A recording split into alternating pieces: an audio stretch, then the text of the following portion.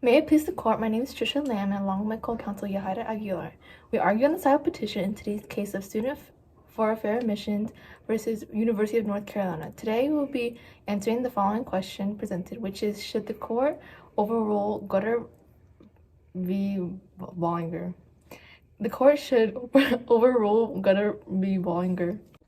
Today, I will be addressing the following 2 points and arguing the affirmative action is not consistent with the 14th Amendment in the United States, and that Gutter v. Bollinger should be overruled with the reasoning of that my first point being that the affirmative action could be wrongly used, which could lead to students having disadvantages due to the fact that students could have their dreams and opportunities crushed because of their race and ethnicity. My second point for my reasoning would be being that the affirmative action could increase the amount of racism in a college due to the fact that the admission committee use race as a factor if they get accepted or rejected. Moving on to the second point that I will be addressing, affirmative action could increase the amount of racism in a college due to the fact that the admission committee use race as a factor if they get accepted or rejected. Using race as a factor if students can get accepted or rejected would cause the college to increase in the amount of racism in the college by accepting a certain race or ethnicity and rejecting other races and ethnicities. According to the 14th Amendment in the United States Constitution, which states no state shall make or enforce any laws which should abridge the privilege or immunities of citizens of the United States, nor shall any state deprive any person of life, liberty, or property without due process of law, nor deny to any person within its jurisdiction the equal protection of laws. If a college uses race as a factor, if students get accepted or rejected, could cause certain races and ethnicities to increase in colleges. Having more certain races and ethnicities in a college could increase the amount of racism in a college. In the case, Regents of the University of California versus Blake was the first time when the Supreme Court addressed the affirmative action. The 5-4 majority held that UC Davis Medical School violated the Equal Protection Clause of the United Constitution.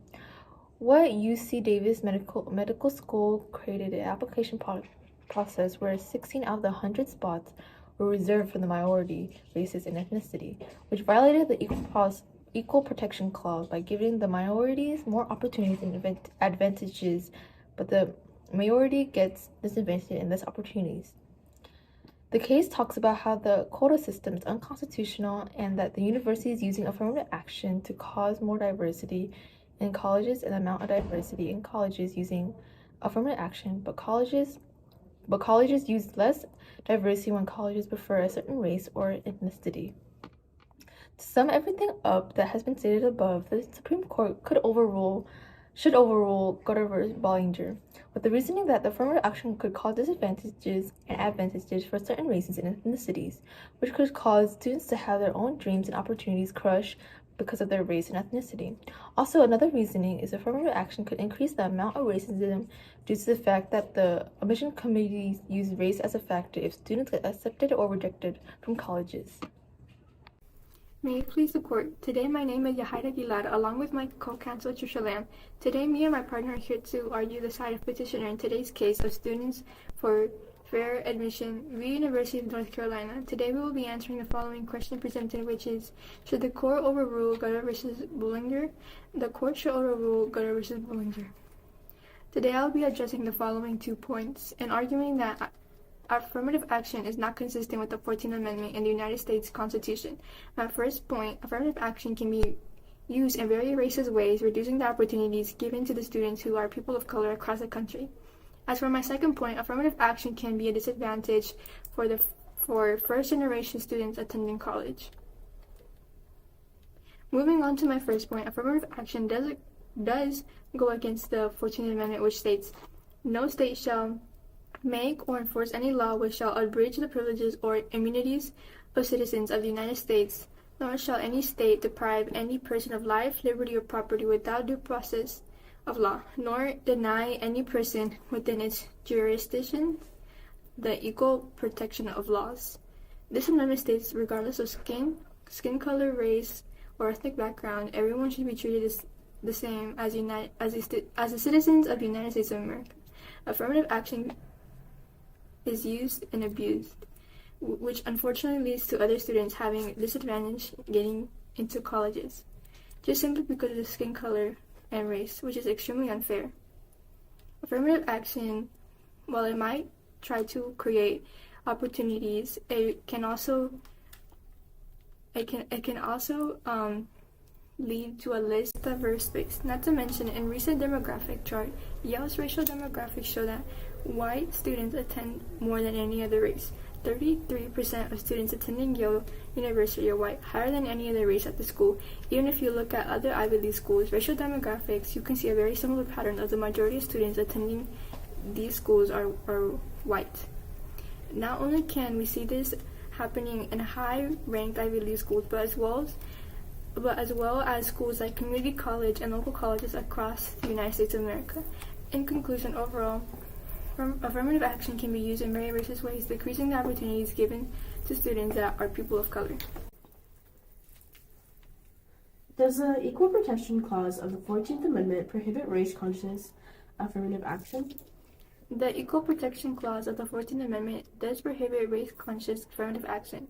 The reasoning behind this is that since the 14th Amendment states no state shall deny any person within its jurisdiction the equal protection of laws, denying a student's application because of their race does go against the Equal Protection Clause of the 14th Amendment.